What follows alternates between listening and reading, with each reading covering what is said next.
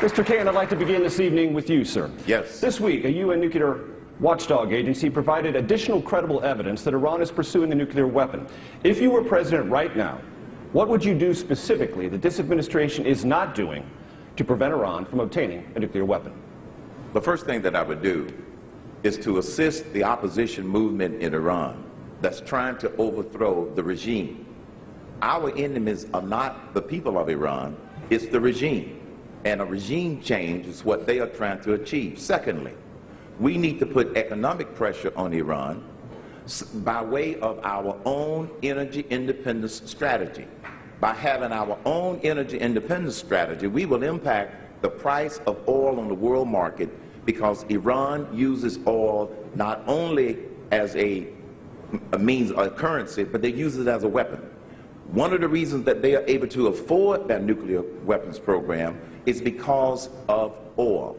Secondly, we would then work to increase sanctions on Iran along with our friends and our allies. So whereas we will not be, where I do believe that they have a nuclear weapons program and they are closer to having a nuclear weapon, stopping them, the only way we can stop them is through economic means. A quick follow-up, Mr. Cain. Yes. When you say assisting the opposition, would you entertain military assistance to that opposition? No, not at this time. I would not entertain military opposition. I'm talking about to help the opposition movement within the country. And then there's one other thing that we could do.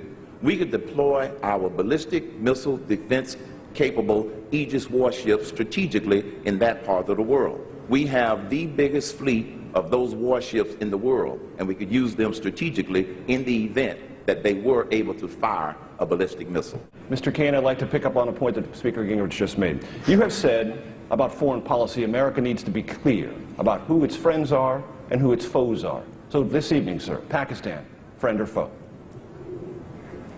We don't know, because Pakistan is not clear, because Pakistan is where Osama bin Laden was found and eliminated. Secondly, Pakistan has had a conversation with President Karzai from Afghanistan, and President Karzai has said that if the United States gets into a dispute with Pakistan, then Afghanistan is going to side with Pakistan. There is a lot of clarity missing, like Speaker Gingrich says, in this whole region, and they are all interrelated. So there isn't a clear answer as to whether or not Pakistan is a friend or foe. That relationship must be reevaluated. If you were president, sir, and your National Security Council asked you what questions you would want answered to find out a better answer to this very question, what would you tell them? I would ask them, what commitments is Pakistan willing to make to assure the United States of America that they are a friend or a foe, and be specific about that. Will they make commitments relative to the commitment of their military? If we have to make commitments, are they willing to come to some regional agreement about what we need to do? We need a regional strategy in that area of the world, such that all of our allies, we work together in order to come up with those things that will be mutually beneficial to everyone. Those are the questions that need to be asked. Mr. Cain, you've often said that you'll listen to your generals for their advice before making decisions as Commander-in-Chief. How will you know when you should overrule your generals? The approach to making a critical decision, first make sure that you surround yourself with the right people. And I feel that I'll be able to make that assessment when we put together the cabinet and all of the people from the military, etc. You will know you're making the right decision when you consider all the facts and ask them for alternatives. It is up to the Commander-in-Chief to make that judgment call based upon all the facts. And because I'll have a multiple group of people offering different recommendations, this gives me the best opportunity to select the one that makes the most amount of sense. But ultimately, it's up to the Commander-in-Chief to make that decision. Thank you. I don't need to tell the people on this stage that presidential politics is interactive business, and of course this debate is interactive as well. And we have an email question, I'm happy to say, emailed into the National Journal, and it comes from Stephen Shafroth of the Dells, Oregon. And I'd like to address this question to Mr. Cain. Stephen writes, I served on an aircraft carrier during the Vietnam War. I believe that torture is always wrong in all cases. What is your stance on torture? I believe in following the procedures that have been established by our military. I do not agree with torture, period. However, I will trust the judgment of our military leaders to determine what is torture and what is not torture. That is the critical consideration.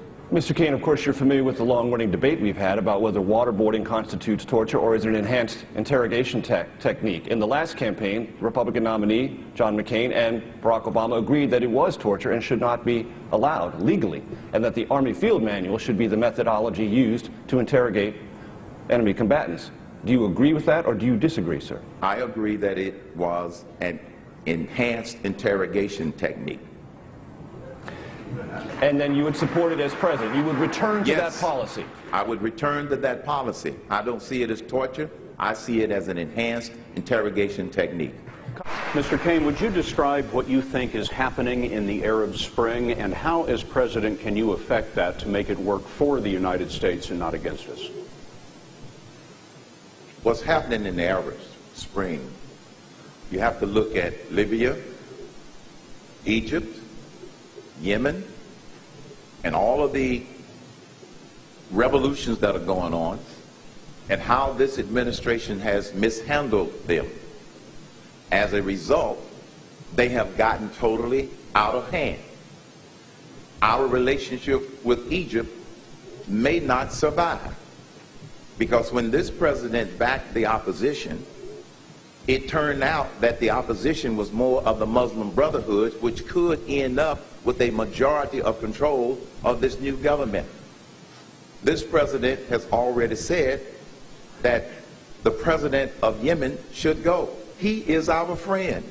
He has been helping us to fight Al-Qaeda.